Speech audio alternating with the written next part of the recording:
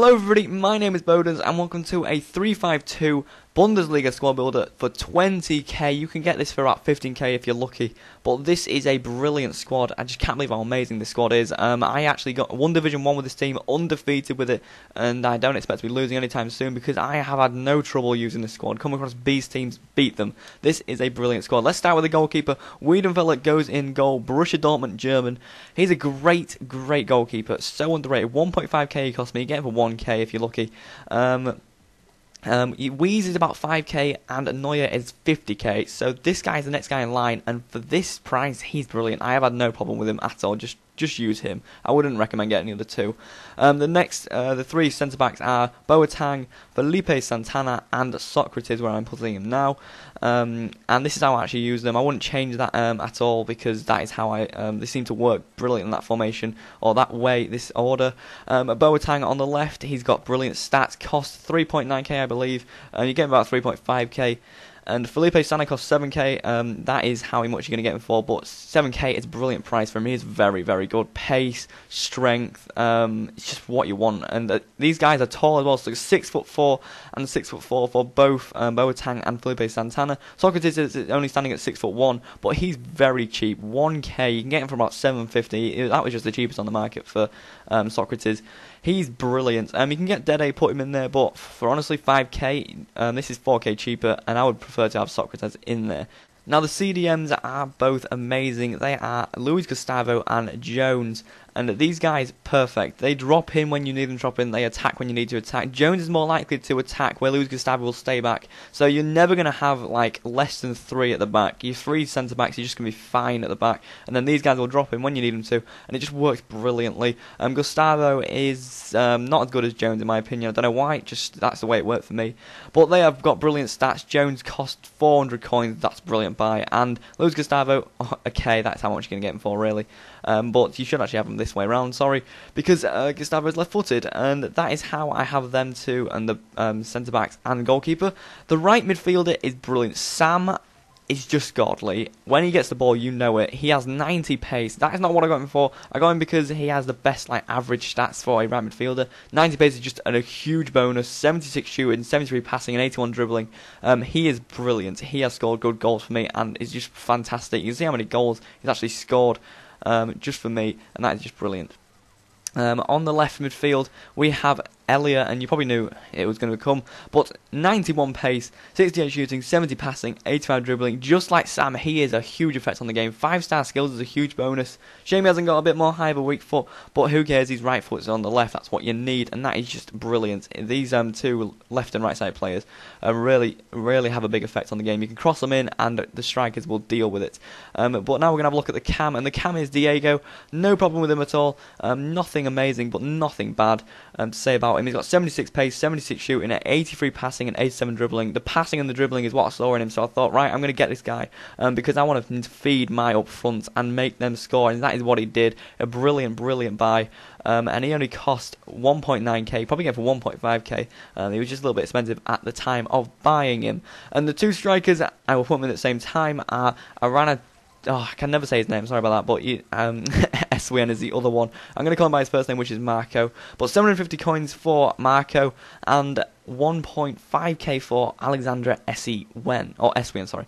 90 pace on SWN, and 80 pace on Aronatovic, which is Marco. And these guys are perfect. They can head the ball, they can strike the ball, and they just need to be fed, and they will score. So that is why the right midfield and left midfield are perfect as well. Whip the ball in for these two guys who can head the ball in. Marco is 6'4", and SWN is 6 foot, so they're not as short by any standards, and especially for SWN's pace, he is incredibly tall for that pace. Anyway, let's get into the goals for this team. So the goals for this team were just plain simply alright.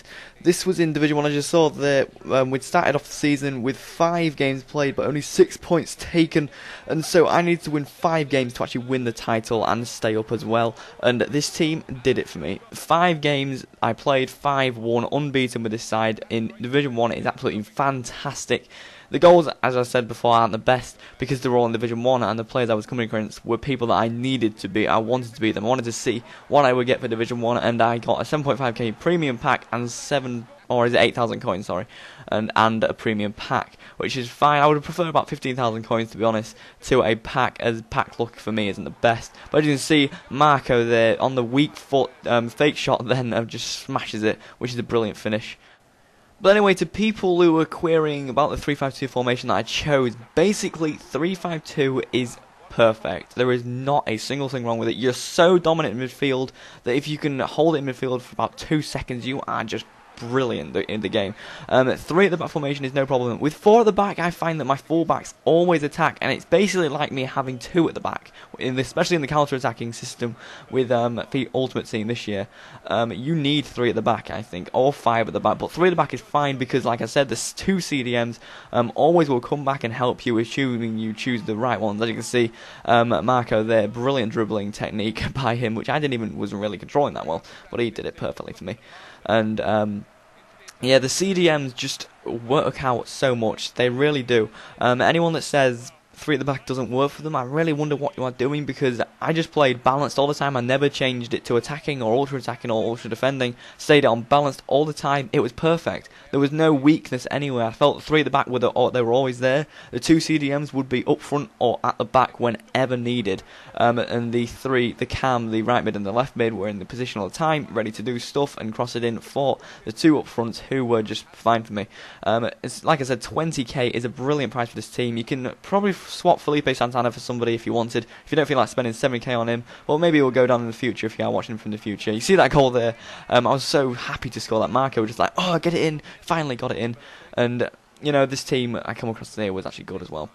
One last thing I wanted to discuss is a little bit of a tip to anyone who plays Ultimate Team, and it's the fact that if you are changing your sliders in the game where you can go like balanced or ultra attacking or ultra defending or attacking or defending, that is a huge importance in this game. If you are losing, change what you are doing. It is very important to do that in this game.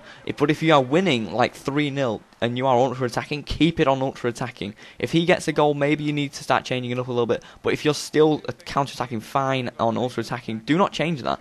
Do not change what is not broken. Because that is a huge fault in this game that people seem to do a lot. And I was doing it the first off. I was thinking, alright, I'm winning 3-0 now, and I need to change it to ultra defensive because I want to win and I want to keep the ball a lot more and defend against his counter-attacks, which was a huge problem because now I have less people up front and his counter-attacks are more effective. But this, of course, I have more appeal in defence. But that doesn't matter, because you just need to just take that tip in and see if it works for you, because it really does work for me and is a huge involvement in my gameplay this season. In this one, like I said, I just was on balance the whole time through because it was working for me and I didn't want to change that at all. So just use what is best for you. Change players out that you don't think are the best. Make sure you're having people on your bench that you can swap in if people aren't doing your best for you, because of course bronze benches do have no involvement this year, so you may as well put people on the bench that you want in your team that you can sub in. But anyway, that is the end of the squad builder. We'll come to the end of the goals, and I hope you've thoroughly enjoyed the video. If you did want to build a squad or anything, make sure you do, and tell me how you feel about it, or tell me teams that you would like me to build in the future. Please leave a like if you enjoyed the video, and subscribe if you are new around here. I'll see you another time, guys, and I hope you have a great day.